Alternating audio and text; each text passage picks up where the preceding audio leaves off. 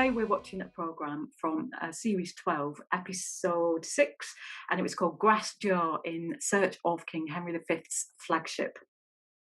Now, this is a very interesting programme because Time team are joined by Professor John Adams, who's now at the University of Southampton, and his team to actually go underwater to discover a ship, not just any old ship, Henry V's flagship, the Grace Dieu, which basically means by the grace of God. So Henry V is kind of immortalised in Shakespeare with the famous quote, "Once more into the breach, my friends."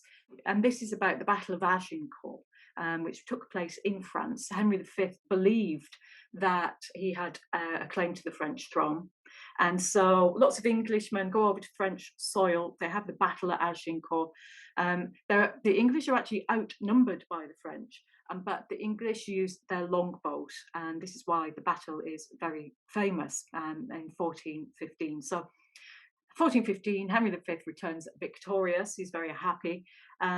But there's still a bit of threat, really, from the French and also from the Genoese, which is a city, Genoa, in northern Italy. And they have these ships called carracks, and are still kind of a little bit of a threat.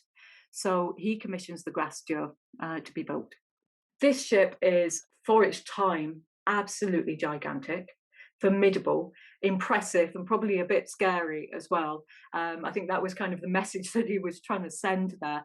And just to give you an idea of the size, it was 15 metres wide by 60 metres in length, which is basically the length of about 5 double-decker buses.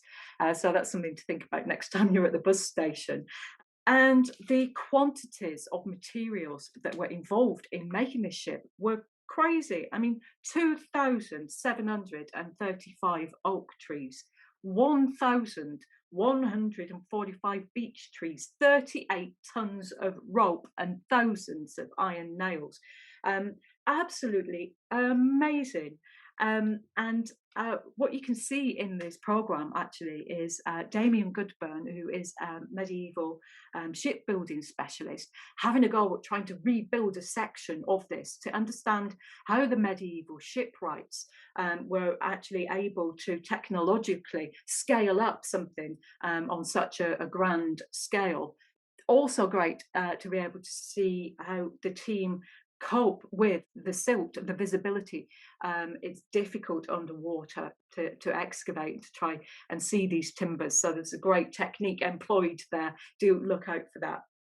I think the other wonderful thing with this episode is that I like how it interconnects with another episode, which we've previously been looking at, and that was Codnor Castle.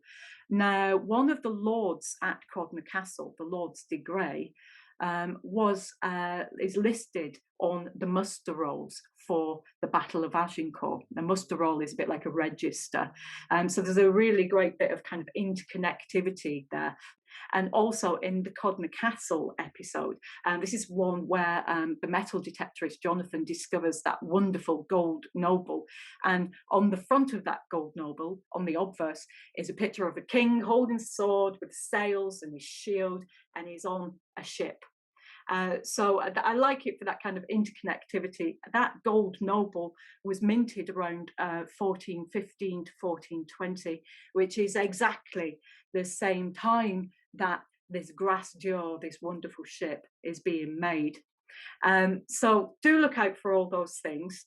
And I think the most intriguing thing about this episode really is where Time Team are able to get that film footage and reveal glimpses of the timbers for the first time in 600 years.